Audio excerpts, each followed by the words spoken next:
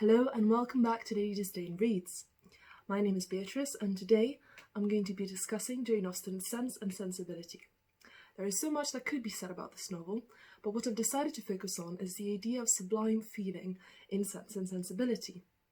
I'm going to argue that Jane Austen, as an Aristotelian, as I've talked about in my previous videos, sees virtue ethics as the way for her characters to grow as moral beings, and for Marianne in particular in Sense and Sensibility, to go beyond the sublime feeling that she is seeking and to realise that it constitutes an excess and that she must rein it in order to achieve a more Aristotelian sense of balance.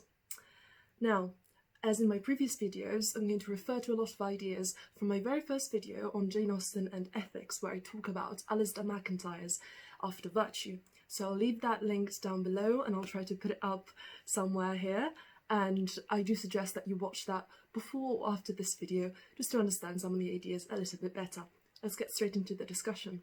To begin with, I quickly want to pick up where we left off in my Northanger Abbey video and just do a little bit of a recap on what the Sublime is, and especially why the Sublime aesthetic is important to Marianne in Sense and Sensibility. So let's quickly review what the Sublime is. The key text here is Edmund Burke's 1757 treatise on aesthetics, called A Philosophical Enquiry into the Origin of Our Ideas of the Sublime and the Beautiful. I always have to look at that when I'm trying to say it out loud because it's so long, it's such a mouthful. So this is how Edmund Burke defines the Sublime in this text. Whatever is fitted in any sort to excite ideas of pain and danger, that is to say, whatever is in any sort terrible, or is conversant about terrible objects. That is, it is productive of the strongest emotion which the mind is capable of feeling. So the Sublime is about feeling pain and pleasure at the same time. In Northanger Abbey, we see this in the way in which Catherine has this sort of fascination but also fear of Gothic horror. And although she is definitely criticised by Austen, Catherine Morland that is, for being naive and overly imaginative, she never even comes close to the sublime extremes of pain and pleasure that Marianne experiences in Sense and Sensibility. So first of all, let's look at a couple of examples of Marianne evaluating people's appreciation both of art and of nature by the standards of the Sublime. At the beginning of the novel, she complains to her mother that Edward is not good enough for Elinor, in her opinion. Now, why is that? Well, she criticises his lack of interest in music and his limited knowledge of art. She doesn't think that he can appreciate properly Elinor's drawings. And then she goes on to bemoan that his reading of the poet Cowper is lifeless and unmoving and doesn't conform to her ideas of how poetry should be read with feeling and with vivacity and with passion. And she concludes this: "It would have broke my heart, had I loved him, to hear him read with so little sensibility." Furthermore, later on in the novel, she's once again appalled by Edward and his lack of passion, his lack of sensibility. So what has Edward Ferrars done this time to appall Marianne? Well, he admits that he prefers orderly, more beautiful nature over sublime, rugged, unruly nature. And he says this to Marianne and Elinor, that is: "I do not like crooked, twisted, blasted trees. I do not like ruined, tattered cottages. I have more pleasure in a farmhouse than a watchtower." Marianne's response to this, to hearing that he doesn't like what is ruined or more kind of Gothic in its aesthetic or more picturesque, but rather he likes beautiful, orderly things, her response is to look at Elinor with pity. She doesn't understand how anyone really, even Elinor, even sensible Elinor, could love someone who doesn't appreciate sublime nature. Now, although this might make us smile at Marianne and think that she's being a little bit silly, it is only when she enacts her sublime ideals in practice in her day-to-day life that as readers we see the error of her ways and we start to get worried about her. She presumes that to feel sincerely, one must not only feel to an excess, but also display one's feeling for the whole world to see. Let's, for example, take the word violence in Sense and Sensibility. It is repeatedly used in connection with Marianne and throughout the novel.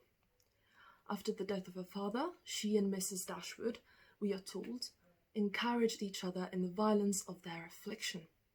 Moreover, during her ill-fated infatuation with Willoughby, Marianne experiences the following: violent emotions, violent affliction, violent sorrow, violent oppression of spirits, violence of affliction, and passionate violence. And these are just some examples, actually. There are a lot more that I didn't mention. Although Marianne does have cause for grievance, a lot of it, in fact, as she is deceived and betrayed by Willoughby, Austen is adamant that her readers realise that hers is what the narrator describes as an indulgence of feeling, and it is therefore a behavioural pattern that must not be continued. It is almost as if Marianne believes that suffering must be made sublime, must be exaggerated, in order to prove that it is real. It's almost like she's trying to give meaning to her suffering by exaggerating it. But sublime sensibilities also have a paralysing effect on Marianne's growth as a moral being. While she feels extreme agony at being abandoned, she does relish in the pleasurable thought that perhaps Willoughby has an excuse for her behaviour. And in all of this, the sad reality is that the source of his cruelty towards her is banal and commonplace. It is money. He would have her think that he experiences literature, art and nature in a sublime way, just as she does. But in fact, he is what I would call a rather boring, ordinary villain. There is nothing sublime about his cruelty. In fact, he gives Marianne up to marry an heiress, and all of his profusions of feeling and of sadness and displays of emotion come to a halt because of his financial needs. But if Marianne's experience of sublime feeling prevents her from learning to be an ethical being, then are we to understand as readers that Marianne should simply be more like Elinor? Well, I don't think this is true either. In fact, Elinor can be said to be too little feeling in the first half of the novel. For instance, by not revealing to Marianne or to her mother how she truly feels about Edward being engaged to Lucy Steele. In fact, she doesn't even reveal that Edward is engaged to Lucy Steele to them. She's creating a distance between herself and those closest to her, which, while she claims has simply to do with the promise of secrecy to Lucy, we can see as observant readers that this has just as much to do with Elinor's overly reserved nature and her unwillingness to reveal herself to others, her desire to keep herself hidden even from those people that she loves. When she finally reveals to Marianne that her calmer state of mind, her acceptance of the fact that Edward is engaged to someone else, have been the effect of constant and painful exertion, this has a positive effect on both sisters. By becoming more open with Marianne, Elinor is providing a different perspective for Marianne on her own suffering, as well as fostering a closer relationship between the two of them.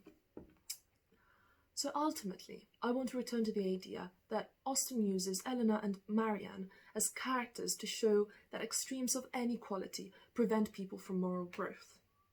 In this sense, as I mentioned before, she's very Aristotelian. For Aristotle, it is not the characteristic displayed by a person, but the degree to which it is displayed that makes said characteristic either a vice or a virtue.